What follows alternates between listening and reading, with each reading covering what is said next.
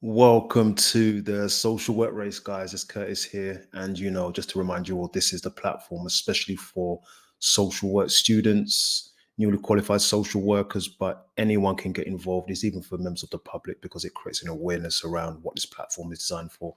It's designed to educate and support learning and practice and so forth.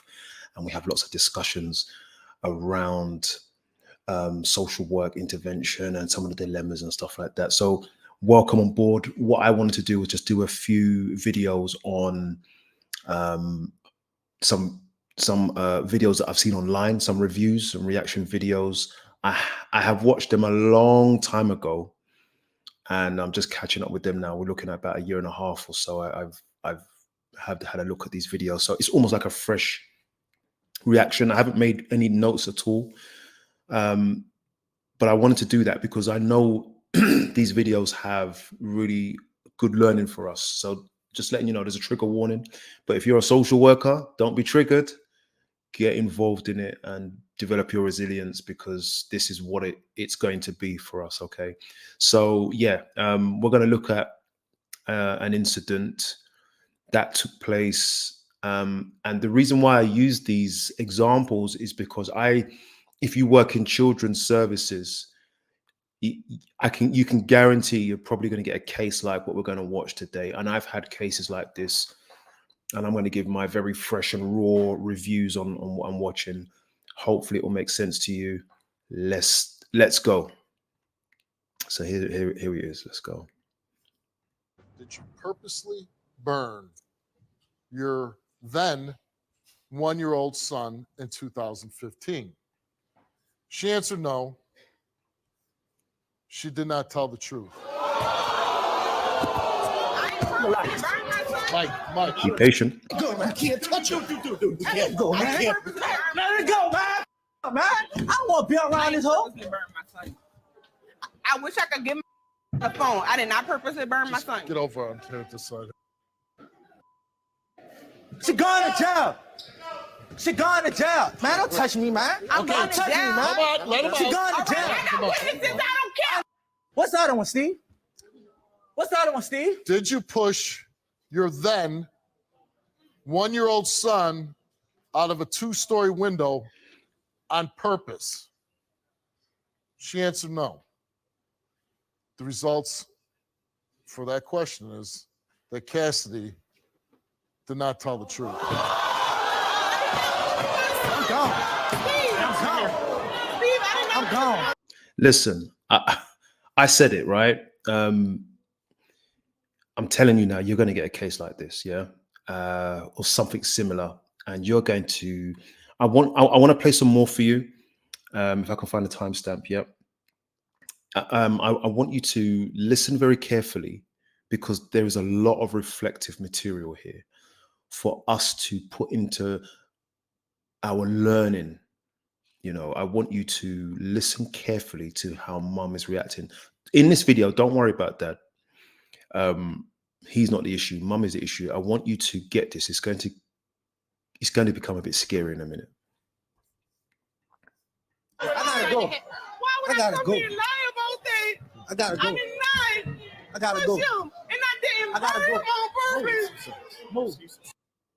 I lie detector test too. Arthur, do me a favor. Come down and let me ask her a couple questions, right? All right. Because I think Yes, you Steve. need to going to hear what I'm going to ask her, okay? All right. You took portion of the lie detector test concerning cheating, and you passed. You told the truth. Listen to mom. And at this point, I don't give a damn, and I don't think he gives a damn. Okay? Look at the body language. Now, hold on a minute. We are talking, these are your biological children, right? Yes. Okay. You failed for purposely burning your 1-year-old son. Purposefully. You failed that. Okay.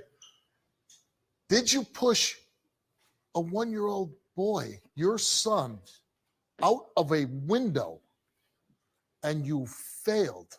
You know I ain't pushing my son out no window. I was You asleep. right I don't know there. nothing. All right. Okay. I don't know nothing, babe. Hold on. Who does that? You explain to me, as a father of 2 children myself, how you fail a lie detector test for burning and pushing your son out a window. That's two things. I don't know how I felt that, but when my son got burned, the table that he pulled the coffee cup from was on his level. You failed for purposely burning him. Listen, And purposely push I him. didn't purposely burn my son. You didn't seek medical attention for him. When he fell out the window, She lied, Steve. I That's why was she nowhere started. near That's my why she son when he paused. fell out the window. Okay. I was in a closet. Okay. You have to deal with something. You need to deal with the truth right now, okay? You're never going to be able to move on if you don't admit what you did. Is this a case being overwhelmed? Is this a case of him being away in jail? Is this a case of not having money? Is this a case of being frustrated and you did some stupid things with your kid? If you did something stupid, listen. at least admit it to him and you can move on. Do you want help? Yes. You do. You hold on. Are these results right? Listen. It's the lie detector test. Are they right? It's the lie detector test. Listen, if you admit that these results are right, all I'm going to do is get you help. I'm going to walk you off the stage and we're going to get you help. I don't want to scream at you. I don't want to throw you off. If you're taking the step to get help, then me, my wife, my staff are going to help you so this never happens again. Listen. Okay, Are these results right? you're right. They're right? Okay. Okay. Now, I understand. You got to listen to this, right? Look, somebody will be well dressed, and you have to be very careful about being bamboozled, hoodwinked, all of that, because in this game, people will act in a much more convincing way than she does. He's obviously got this super intelligent, top of the line lie detector and so forth, and someone conducting it he works for the FBI, so he trusts those results, and we generally do, and he knows she's done it. He knows that she's abused her child, seriously abused her child. Why am I saying this? Is because you can't look at how someone is dressed and how someone cries and the way that they articulate themselves to determine if they're guilty or not. Remember, this case is your case as a social worker. As a social worker, you are responsible for how or if this goes forward, if to determine if there is harm, potential harm, significant harm, all of that. It's on you. When you go out and do your Section 47s, it's for you to dig deep. I remember working in a local authority that were really, really hot on quality assessments. It's not like that in every local authority. They would like to say so, but it's not the case. But the one that I was working at, they were really hot. They would be saying to me, Curtis, you need to go back and ask this, and this, all these questions, dig deep, help us understand. And they trust me to determine if we go left or right, up or down with this case, and then to determine what the family needs to avoid this happening again. I've had a case similar to this, and I'm saying to you that it's on your shoulders to understand the truth. Now, the truth is also that you may not get to all of the truth, but you have to act in a way that is really preventative or mitigates any future or potential harm.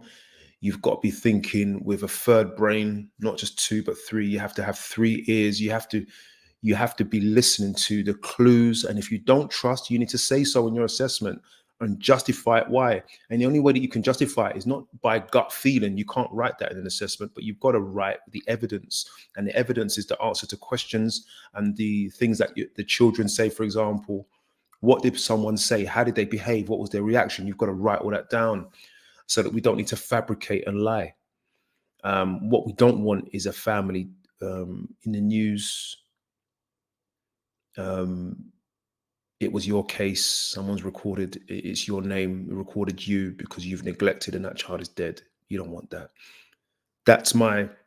I gave you a trigger warning in the earlier part of the video. It's that real. And that's what's always on my mind when I have cases like this. So ask questions, listen carefully, draw some good conclusions. But I also want to say something as well about this mum. I really do appreciate what Steve did, because what we can't do, she's not going to get the death penalty, of course not. But that's not the answer to these problems.